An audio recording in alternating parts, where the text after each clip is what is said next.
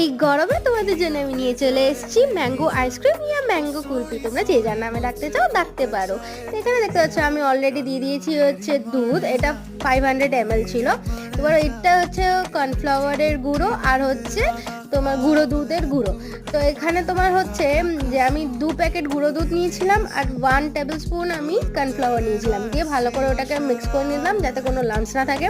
তারপরে দেখতে পাচ্ছ দুধটাকে মধ্যে দিয়ে ওটা গাঢ় করে ফুটিয়ে নিয়েছি, দেখতে পাচ্ছ যে কালারটা কেমন দুধের চেঞ্জ হয়ে গেছে।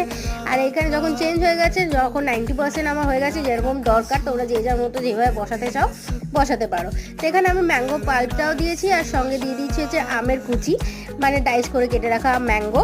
তো দিয়ে একটা ব্যাস আইসক্রিম মোল্ডে বসিয়ে নিলে আমার আইসক্রিম রেডি হয়ে যাবে। তো আমার ভিডিওটা দেখতে ভালো লাগলো অবশ্যই লাইক কমেন্ট শেয়ার সাবস্ক্রাইব করে দিও, সাবস্ক্রাইব করতে ভুলো না একদমই। আর ফেসবুকের পেজে আমাকে লাইক ফলো করতে একদমই ভুলো না।